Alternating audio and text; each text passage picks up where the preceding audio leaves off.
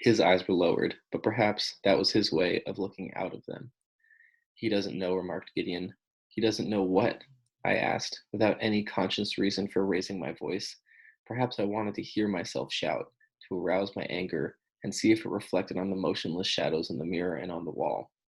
Or perhaps out of sheer weakness. I felt powerless to change anything, least of all myself, in spite of the fact that I wanted to introduce a transformation into the room, to reorder the whole of creation. I would have made the saint into a madman, had given John Dawson's name to Gad and his fate to David. But I knew there was nothing I could do. To have such power, I should have had to take the place of death, not just the individual death of John Dawson, the English captain, who has no more appetite than I. What doesn't he know? I repeated stridently. He doesn't know he's going to die, said Gideon in a sorrowfully dreamy voice. His stomach knows, I retorted. A man about to die listens only to his stomach. He pays no attention to his heart, or to his past, or to yours for that matter. He doesn't even hear the voice of the storm. He listens to his stomach, and his stomach tells him that he's going to die and that he isn't hungry. I talked too fast and too loud, and I was left panting. I should have liked to run away, but my friend's stares transfixed me. Death sealed off every exit, and everywhere there were eyes. I'm going down to the cellar, said Gideon. I'll ask him if he wants something to eat. Don't ask him anything, I said. Simply tell him that tomorrow, when the sun rises above the blood-red horizon, he, John Dawson, will say goodbye to life, goodbye to his stomach. Tell him that he's going to die. Gideon got up, with his eyes still on me, and started toward the kitchen and the entrance to the cellar. At the door, he paused. I'll tell him, he said, with a quickly fading smile. Then he turned on his heels, and I heard him going down the stairs. I was grateful for his consent. He, and not I, would warn John Dawson of his approaching end. I could never have done it. It is easier to kill a man than to break the news that he's going to die. Midnight, said Joab. Midnight, I reflected, the hour when the dead rise out of their graves and come to say their prayers in the synagogue, the hour when God himself weeps over the destruction of the temple, the hour when a man should be able to plumb the depths of his being and to discover the temple in ruins, a God that weeps and dead men that pray. Poor boy, murmured Alana. She did not look at me, but tears scrutinized my face. But her tears scrutinized my face.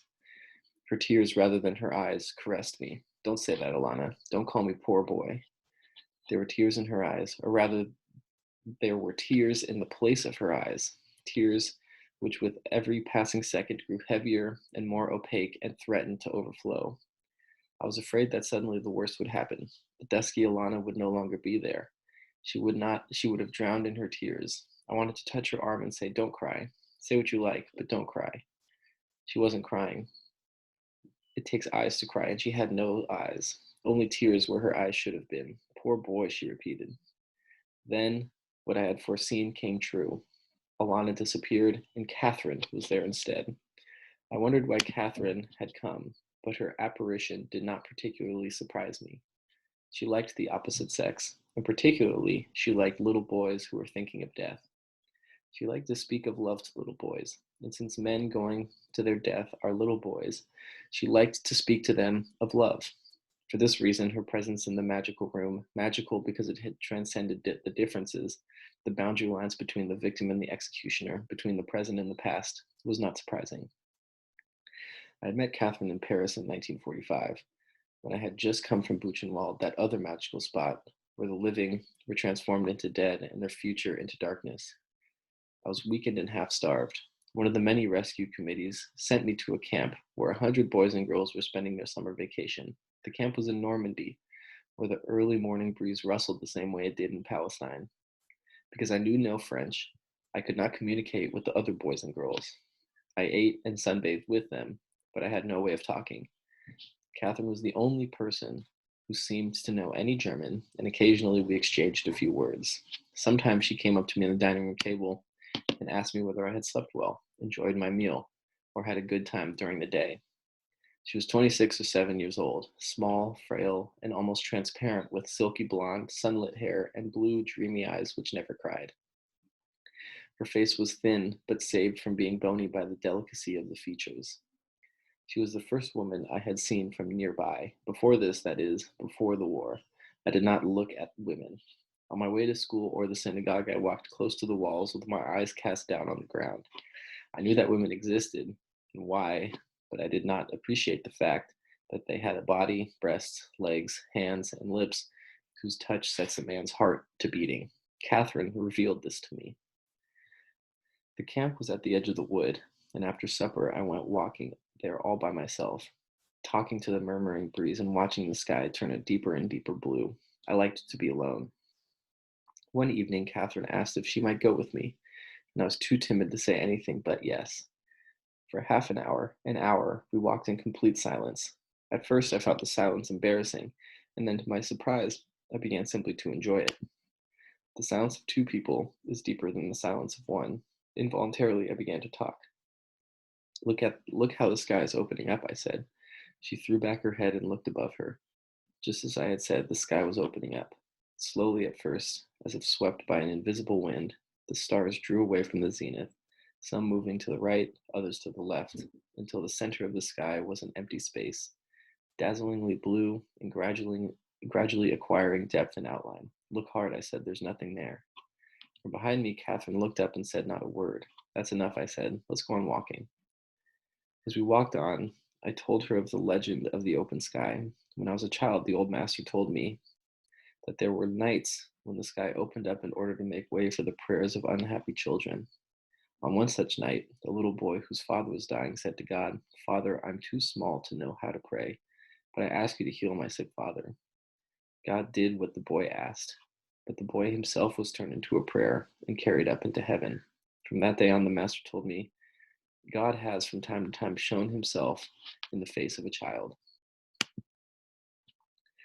This is why I like to look at the sky at this particular moment, I told Catherine. I hope to see the child. But you are a witness to the truth. There's nothing there. The child is only a story. It was then for the first time during the evening that Catherine spoke. Poor boy, she explained, poor boy. She was thinking of the boy in the story, I said to myself, and I loved her for her compassion. After this, Catherine went on walking with me. She questioned me about my childhood and my more recent past, but I did not always answer. One evening, she asked me why I kept apart from the other boys and girls at the camp. Because they speak a language I can't understand, I told her. Some of the girls know German, she said, but I have nothing to say to them. You don't have to say anything, she said slowly, with a smile. All you have to do is love them. I didn't see what she was driving at, and said so. Her smile widened, and she began to speak to me of love. She spoke easily and well. Love is this, and love is that. Man is born to love. He's only alive when he is in the presence of a woman he loves or should love. I told her that I knew nothing of love, that I didn't know it existed or had a right to exist. I'll prove it to you, she said. The next evening, as she walked at my left side over the leaf covered path, she took hold of my arm. At first, I thought she needed my support, but actually, it was because she wanted to make me feel the warmth of her body. Then she claimed to be tired and said it would be pleasant to sit down on the grass under a tree. Once we had sat down, she began to stroke my face and hair. Then she kissed me several times. First, her lips touched mine, then her tongue burned the inside of my mouth. For several nights running, we returned to the same place, and she spoke to me of love and desire and the mysteries of the heart. She took my hand and guided it over her breasts and thighs, and I realized that a woman had breasts and thighs and hands that could set a man's heart to beating and turning his blood to fire. Then came the last evening. The month of vacation was over, and I was to go back to Paris the next day. As soon as we had finished supper, we went to sit for the last time under the tree. I felt sad and lonely, and Catherine held my hand in hers without speaking. The night was fair and calm. At intervals, like a warm breath, the wind played over our faces. It must have been 1 or 2 o'clock in the morning when Catherine broke the silence, turned her melancholy face toward me, and said, "Now we're going to make love." These words made me tremble. I was going to make love for the first time. Before her, there had been no woman upon earth. I didn't know what to say or do. I was afraid of saying the wrong thing or making some inappropriate gesture. Awkwardly, I waited for her to take the initiative. With a suddenly serious look on her face, she began to get undressed. She took off her blouse, and in the starlight, I saw her ivory white breasts. Then she took off the rest of her clothes and was completely naked before me. "Take off your shirt," she ordered. I was paralyzed. There was an iron in my throat and lead in my veins. My arms and hands would not obey me. I could only look at her from head to foot and followed the rise and fall of her breasts. I was hypnotized by the call of her outstretched naked body. Take off your shirt, she repeated. Then, as I did not move, she began to undress me. Deliberately, she took off my shirt and shorts. Then she lay back on the grass and said, "Take me." I got down on my knees and stared at her for a long time, and then I covered her body with kisses. Absently and without saying a word, she stroked my hair. "Catherine," I said, "first there's something I must tell you." Her face took on a blank and anguished expression, and there was anguish in the rustle of the breeze among the trees. "No, no," she cried. "Don't tell me anything. Take me, but don't talk." Heedless of her objection, I went on. "First, Catherine, I must tell you." Her lips twisted with pain, and there was pain in the rustle of the breeze. "No, no, no," she implored. "Don't tell me. Be quiet. Take me quickly, but don't talk." "What I have to tell you is this," I insisted. "You've won the game. I love you, Catherine. I love you." She burst into sobs and repeated over and over again, "Poor boy, you poor boy." I picked up my shirt and shorts and ran away. Now I understood. She was referring not to the little boy in the sky, but to me. She had spoken to me of love because she knew that I was the little boy who had been turned into a prayer and carried up into heaven. She knew that I had died and come back to earth dead. This is why she had spoken to me of love and wanted to make love with me. I saw it all quite clearly. She liked making love with little boys who were going to die. She enjoyed the company of those who were obsessed with death. No wonder that her presence on it this night in Palestine was not surprising. "Poor boy," said Alana in a very quiet voice for the last time, and a deep sigh escaped from her breast, which made her tears free to flow on and on until the end of time. Okay.